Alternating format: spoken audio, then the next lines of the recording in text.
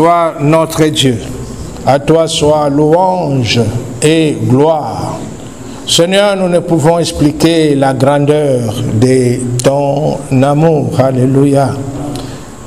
C'est notre joie de t'aimer, Seigneur, à tout moment et en tout lieu. Tu es notre raison de vivre. Tout ce que nous faisons est pour t'honorer, t'exprimer notre amour et notre gratitude. Seigneur, nous ne pouvons expliquer la grandeur de ton amour pour nous. Tu as pris nos maladies pour nous donner la guérison et la bonne santé.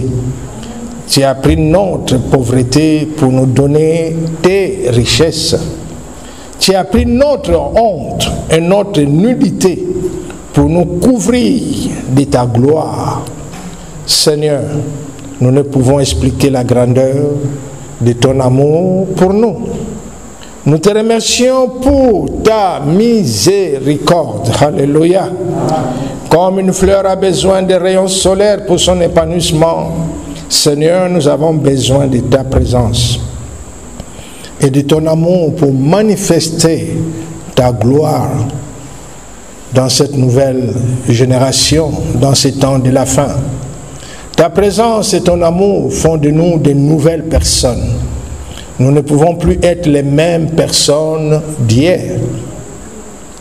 Par ton sacrifice à la croix, tu as fait de nous de nouvelles créatures, une race élue, un sacerdoce royal, une nation sainte, co-héritier avec toi de la puissance, de l'autorité, de la richesse de Yahweh. Seigneur, nous ne pouvons expliquer la grandeur de ton amour pour nous. Ta miséricorde est toujours valable, hier, aujourd'hui et éternellement. Il n'y a pas une faute qui soit plus grande que ton amour. Il n'y a pas un péché qui soit au-dessus de ton précieux sang. À la croix, tu as démontré la grandeur de ton amour et de ta miséricorde face au criminel, en lui disant aujourd'hui, tu seras avec moi au paradis. Alléluia. Un criminel qui est arrivé au paradis avant les apôtres.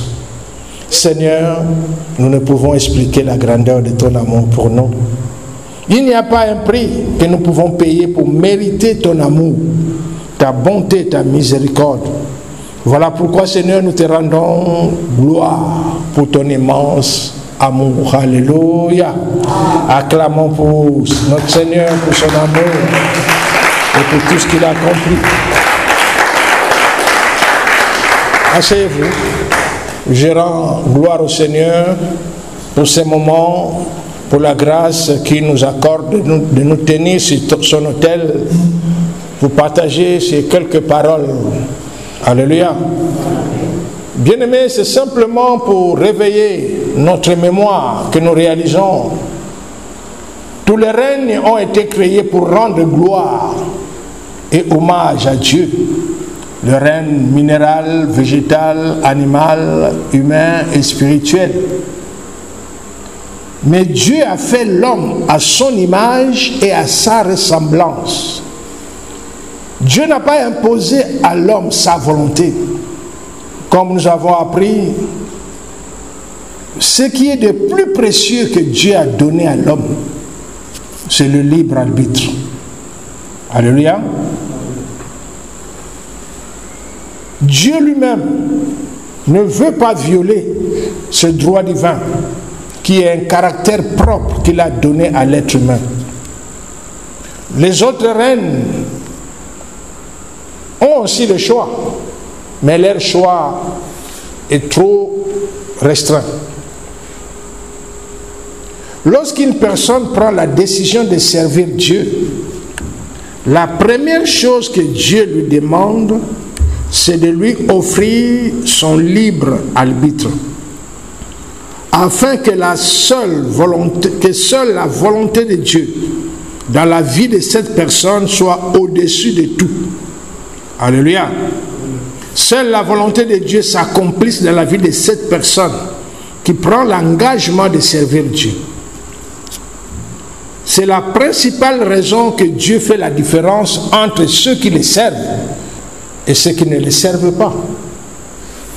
Alléluia. S'il arrive que notre service à Dieu ne soit pas toujours prompt, parce que nous n'avons pas encore compris que notre libre arbitre appartient désormais à Dieu. Alléluia. Ici, nous devons comprendre ce que le Seigneur est en train de nous dire. Qu'à partir du moment où tu prends l'engagement, la résolution de le servir, que Seigneur, je veux te servir. Je ne parle pas que tu as pris la résolution de naître de nouveau. Non. Naître de nouveau et servir, c'est deux choses différentes. Alléluia. Tu es chrétien, tu es né de nouveau, mais tu n'es pas au service de Dieu. Alléluia. Cela est différent lorsque tu es engagé au service. On est ensemble? Amen. Accepter la vie que Christ nous donne ne veut pas dire que nous le servons. Beaucoup servent Dieu sans avoir accepté le Seigneur Jésus-Christ comme Seigneur et Sauveur. C'est-à-dire, il y a des personnes non chrétiennes, mais qui ont à cœur de rendre les actions, d'accompagner les gens, d'aider les gens, de manière que Dieu est honoré par rapport à leurs actes, de manière que Dieu le bénit par rapport à ce qu'ils font, bien qu'ils ne sont pas nés de nouveau. Alléluia. On est ensemble? Servir Dieu,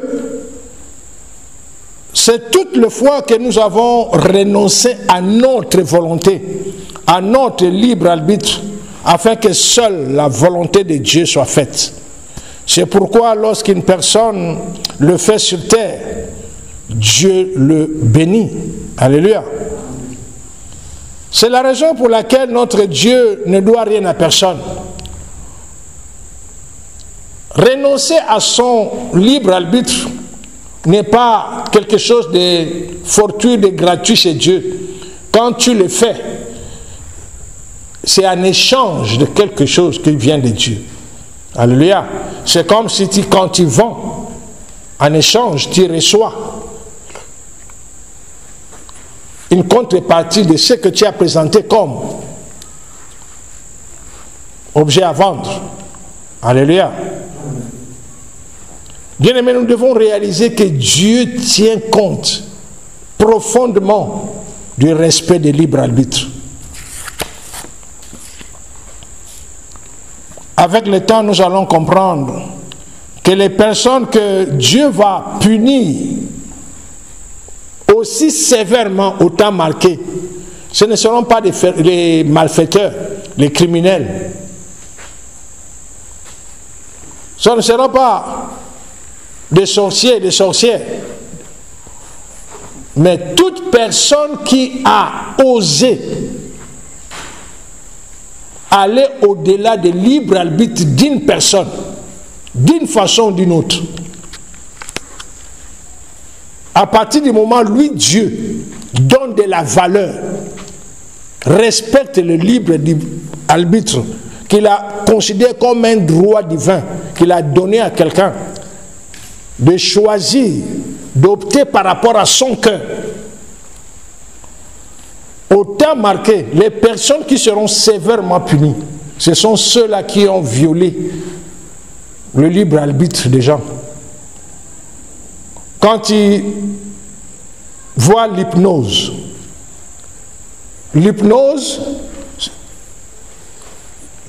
c'est une technique qui amène à bloquer tes sens, ton raisonnement, ta conscience. Tu deviens un objet à la main de l'hypnotiseur. Il te dit lève la main, tu lèves la main, soulève les pieds, déshabille-toi, prends le couteau, fais ceci. Tu le fais, tu l'exécutes. Donc l'hypnose va au-delà du libre arbitre de la personne hypnotisée. Parce qu'il exécute non ce qu'il veut, il exécute ce qu'on lui dit de faire. Si l'hypnose est sur le plan physique, que nous le voyons, il y a aussi cela de pratique qui va au-delà sur le plan spirituel. Quand quelqu'un, par méchanceté, par cruauté, fait certaines incantations ou fait certaines pratiques pour pouvoir prendre contrôle du cœur de quelqu'un, de le pousser à faire des actes, non parce que la personne veut, mais parce qu'il est sous une influence qui part au-delà de son libre arbitre. Quelqu'un qui devient voleur, non parce qu'il veut voler, parce qu'il y a une force qui lui est imposée de prendre ce qui n'est pas à lui quand on le lui demande. Quelqu'un qui devient prostituée, quelqu'un qui peut tuer sans s'en rendre compte des actes qu'il pose. Comme le Seigneur nous avait déjà dit cela. La justice du monde a vu la personne prendre le couteau, commettre cet assassinat. Mais la justice de Dieu n'a pas vu cet homme tuer sa victime. La justice de Dieu a vu celui qui est quelque part en faisant ce qu'il fait pour prendre contrôle de la pensée, pour prendre contrôle du cœur, du libre arbitre de cette personne, de le pousser à faire ce qu'il a commis. La justice va condamner cet homme, mais pas Dieu. Ce sont ces personnes-là qui sont parties toucher le libre arbitre, qui auront des sanctions au-delà que vous ne pouvez pas imaginer, a dit le Seigneur. On est ensemble? Lorsque nous prenons la décision d'entrer dans le service de Dieu, nous acceptons de soumettre notre vie à sa volonté. Notre vie et notre libre arbitre ne nous appartiennent plus. En échange de cela, Dieu s'assure de nous élever. Matthieu 6, 33, cherchez premièrement le royaume et la justice de Dieu, et toutes ces choses vous seront données par-dessus. Notre Dieu, dans sa justice, n'acceptera pas gratuitement le libre arbitre d'une personne. Dieu fait la différence entre une personne qui est née de nouveau, mais qui n'est pas à son service, et une personne qui est née de nouveau et qui entre dans son service. Celui qui est né de nouveau, qui n'est pas dans le service, est aussi béni à son niveau. Le royaume des cieux lui est ouvert. Mais il est différent de celui qui est né de nouveau et qui a pris l'engagement de servir le Seigneur. Et quand il prend l'engagement de servir le Seigneur, c'est la volonté de Dieu qui prime sur ton libre arbitre. C'est la volonté de Dieu qui prime sur tout ce que tu as. Alléluia. Quand tu es devenu serviteur de Dieu, quand tu te retrouves devant une situation de choisir, je dois faire ceci qui est lié à Dieu, ou je dois répondre par ci, c'est par qui est lié à la famille, qui est lié peut-être à mon bien-être. Bien-aimé, à partir du moment où tu deviens serviteur de Dieu, il n'y a plus match. Sauf si Dieu te donne une orientation contraire. À partir du moment où tu te retrouves devant une situation, dois-je aller rendre ministère ou dois-je aller enterrer mon père? Dois-je aller rendre ministère ou dois-je aller faire telle ou telle situation, régler tel ou tel problème?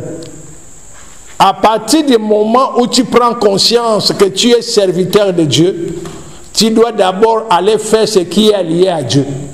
Sauf si Dieu te dit, va faire telle chose ou va par rapport à telle situation. Cela est très important. Le Seigneur a voulu nous le rappeler aujourd'hui. Que toute personne qui s'engage comme serviteur, comme servante de Dieu, son libre arbitre devient sous contrôle de Dieu. Alléluia. Si tu veux être maître de ton libre arbitre, C'est-à-dire que tu ne peux pas être serviteur et servant de Dieu. Est-ce que c'est clair?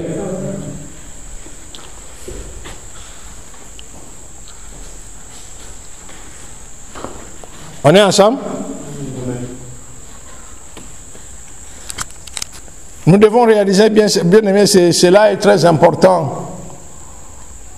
Vous voyez, nous sommes en train d'avancer vers la fin de cette partie théorique pour rentrer dans la formation, dans le cas pratique. Nous voyons, on dit la fin d'une chose est mieux que son. Vous êtes en train de voir de vous-même que nous sommes en train de rentrer vers la fin. Mais vous êtes en train de voir de vous-même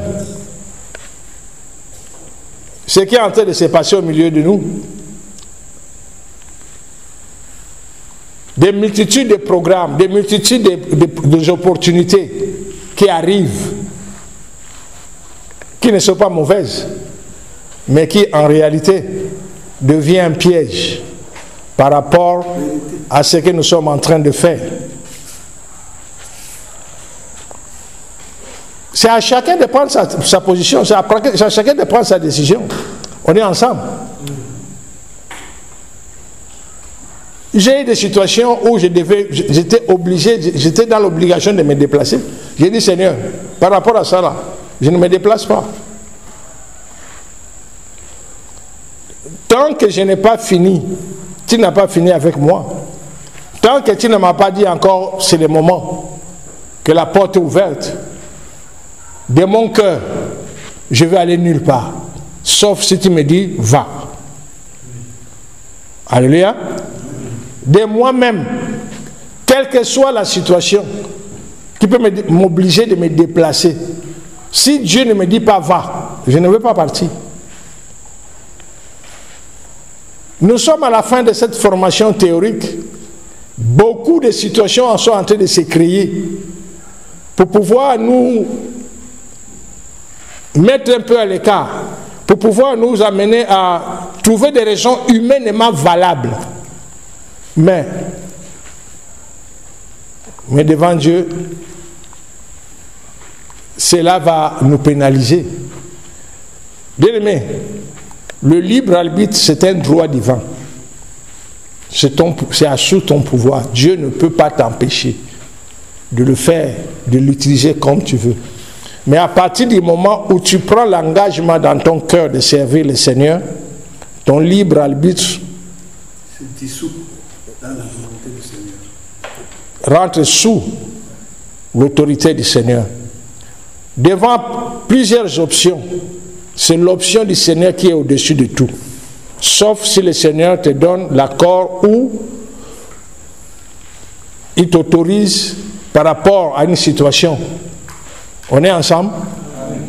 Que le Seigneur soit glorifié.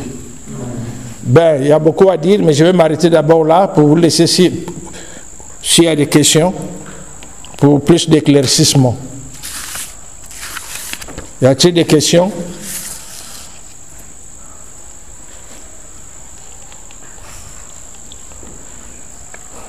Oh, que l'Éternel soit glorifié. S'il n'y a pas de questions, nous allons continuer plus tard par rapport à d'autres points. Lèvons-nous, remercions le Seigneur pour sa parole, pour ce temps d'exhortation.